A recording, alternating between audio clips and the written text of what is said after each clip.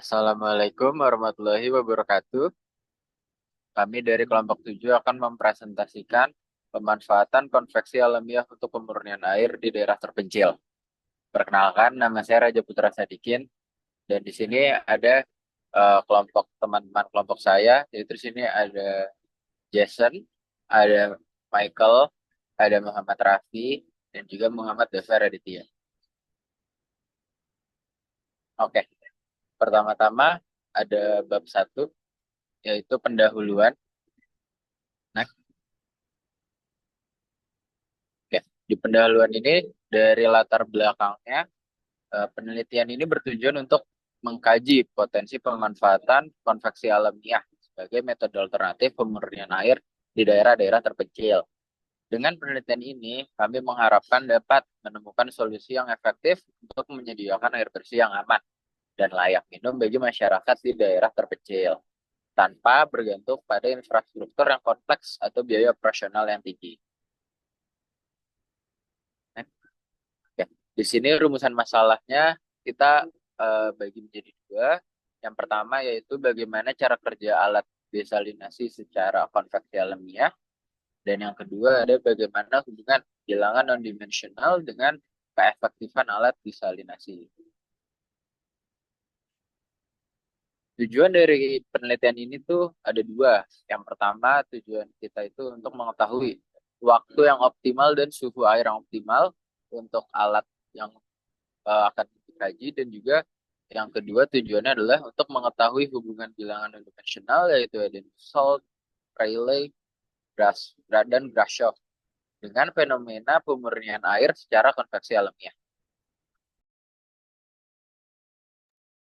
Nah, untuk metodologinya, penelitian ini tuh menggunakan pendekatan berbasis studi literatur yang nanti didapatkan data numerik dari penelitiannya terkait konveksi alamiah dan menganalisis bilangan tak berdimensi dalam sistem pemurnian air. Untuk spesifikasi sistem pemurnian air yang tersebut, untuk gambar samping atas bawah seperti gambar berikut. Lalu, eh, untuk selanjutnya, tahapan penelitian itu terdiri dari beberapa tahapan, di antaranya dimulai dari studi literatur, kemudian dilanjutkan dengan pengukuran temperatur air, lalu temperatur lingkungan, output destilasi, dan dimensi chamber. Lalu setelah itu dilakukan perhitungan bilangan non-dimensial, lalu tahap terakhirnya ada membandingkan bilangan non-dimensial eh, terhadap waktu dan output destilasi terhadap waktunya. Untuk selanjutnya, untuk studi literatur tersebut, itu untuk mengumpulkan beberapa informasi tentang yang pertama ada teori konveksi alamiah, yaitu tentang prinsip perpindahan panas melalui evaporasi dan kondensasi. Kemudian ada parameter utama penelitian, yaitu temperatur air, temperatur lingkungan, dimensi chamber, dan output destilasi. Lalu ada bilangan tak berdimensi, yaitu bilangan Rayleigh, Nusselt, dan Grashof, serta aplikasi serta perpindahan panas tersebut.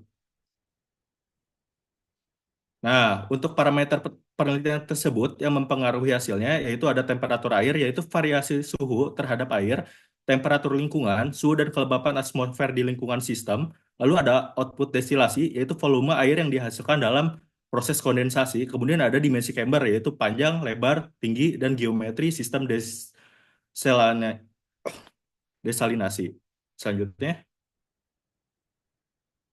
lalu ada bilangan tak berdimensi. Yang pertama ada bilangan Rayleigh, yaitu digunakan untuk mengukur pengaruh gaya buoyansi atau gaya angkat akibat perbedaan dari densitas karena suhu terhadap aliran fluida. Nah, ini bisa dihitung dengan campuran bilangan Grashof dan bilangan Prand.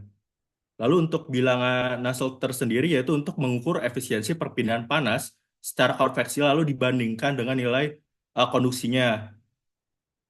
Komponen rumusnya tersebut ada konstanta yang bergantung pada kondisi geometri, ada bilangan Rayleigh, ada sudut elevasi permukaan, dan ada eksponen yang bergantung terhadap konfigurasi fluida dan geometri. Lalu ada bilangan Grashof, yaitu untuk mengukur rasio dari gaya buoyansi terhadap gaya viskositas fluida, yaitu komponen rumusnya ada percepatan gravifikasi, koefisien ekspansi termal, densitas fluida, panjang karakteristik geometri, dan perbedaan suhu antara permukaan dan lingkungan, lalu ada viskositas dinamik fluidanya. Lalu yang terakhir ada bilangan Prand, yaitu untuk mengukur rasio antara difusi momentum, viskositas dan difusi thermal dalam fluida yang nantinya digunakan untuk menghitung bilangan Rayleigh. Udah.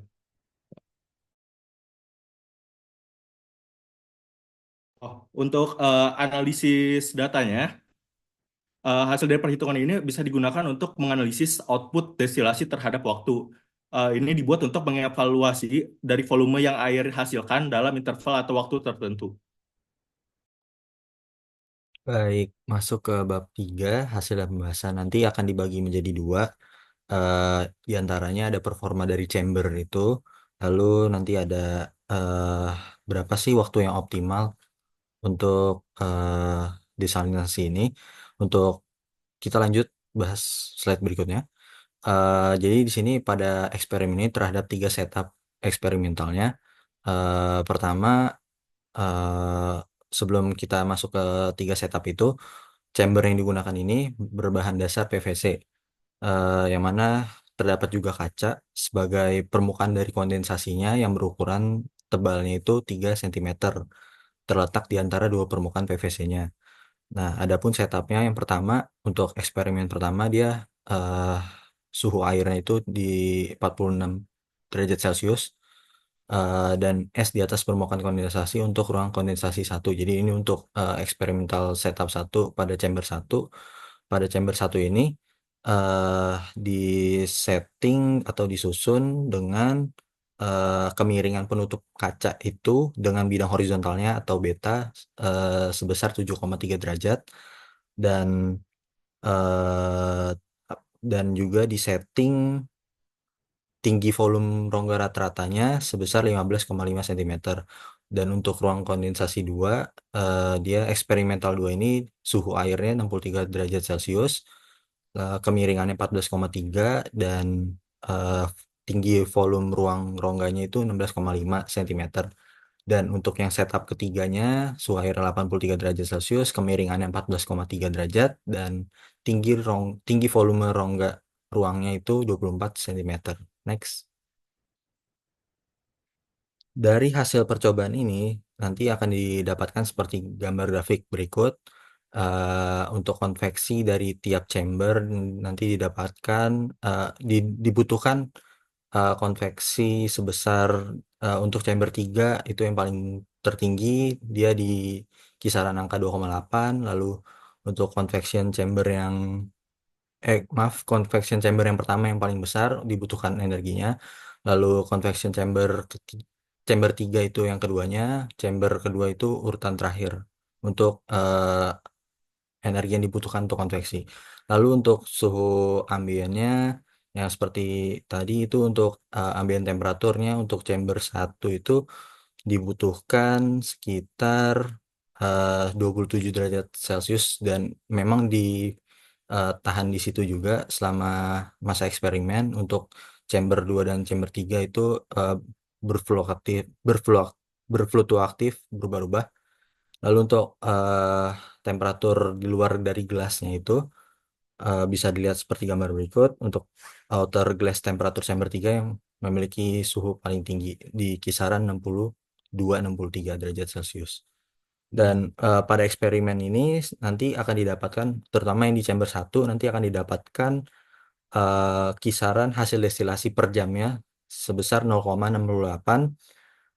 Lalu eksperimen 2-nya nanti akan didapatkan di kisaran 0,78 sampai 0,79 kilogram kilogram per meter square hour. Lalu untuk chamber ketiganya di kisaran angka 1,9 sampai 2,1 kilogram per meter square hour. Next. Ini untuk penentuan waktu optimal mungkin bisa dijelaskan oleh teman saya. Oh iya.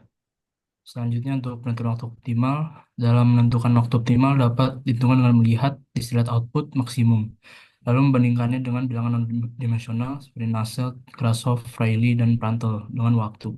Bisa dilihat di sini grafik Prandtl terhadap waktu, Grashof terhadap waktu, dan Rayleigh terhadap waktu.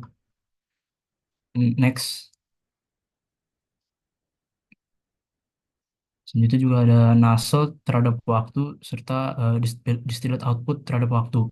Nah, pada grafik distillate output terhadap waktu ini didapatkan hasil destilasi tiap chamber tertinggi pada pukul 10 pagi, 1 siang, setengah 3 siang, 3 siang, dan 4 sore untuk chamber 1. Pukul 11 pagi, 12 siang, sampai 5 sore untuk chamber 2. Dan pukul 3 sore pada chamber 3. Untuk chamber 1, gross of number sebesar 14.624.303,42, rental number sebesar 0,696, Rayleigh number sebesar 10.179.658,26, dan Nusselt number sebesar 16,2232. Untuk chamber 2, gross of number sebesar 8.417.5,769, rental number sebesar 0,696, rally number sebesar 5.860.267, dan Nusselt number sebesar 13,4451. Untuk chamber 3, gross of number sebesar 26.506.451,77, rental number sebesar 0,694, rally number sebesar 18.406.888,45, dan Nusselt number sebesar 19,699, serta hasil destilasi tertinggi tiap chamber sebesar 0,684 kilogram meter kubik hour untuk chamber 1, 0,792 kilogram meter kubik hour untuk chamber 2, dan 2,25 kilogram per meter kubik hour untuk chamber 3. Selanjutnya secara teori, bilangan Nusselt yang lebih tinggi akan meningkatkan penguapan dan menghasilkan distilat lebih banyak. Namun berdasarkan grafik pada chamber 3 yang memiliki Nusselt number tertinggi juga menghasilkan output distilat yang lebih tinggi. Namun chamber 2 yang memiliki Nusselt number lebih besar dibandingkan chamber 1 memiliki output distilat yang lebih kecil. Sehingga berdasarkan grafik, hubungan ini tidak sepenuhnya linear. Hal ini dikarenakan hasil distilat dipengaruhi oleh faktor lain seperti desain chamber, distribusi panas, kondisi operasi yaitu tekanan dan suhu, serta sifat thermal fluida. Dengan demikian, meskipun Nusselt number merupakan salah satu faktor penting, hasil distilat juga dipengaruhi oleh efisiensi keseluruhan sistem distilasi.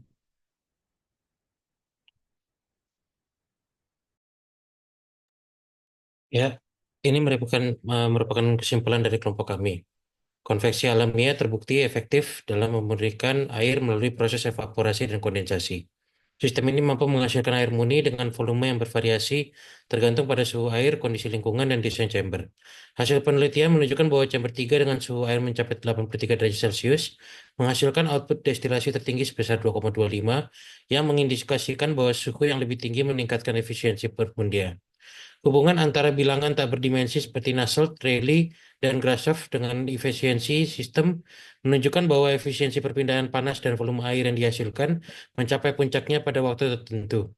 Sistem ini juga sederhana, hemat energi, dan ramah lingkungan, sehingga cocok diterapkan di daerah terpencil tanpa akses listrik atau bahan kimia, menjadikannya solusi pemurnian air yang berkelanjutan dengan biaya operasional rendah.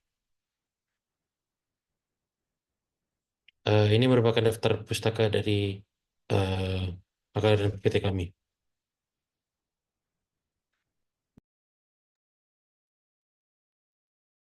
Baik, terima kasih atas perhatiannya. Sekian dari presentasi kelompok 7 terkait dengan pemurnian air melalui konveksi alamiah di daerah terpencil. Sekian dari kelompok 7, kurang lebih mohon maaf. Wassalamualaikum warahmatullahi wabarakatuh.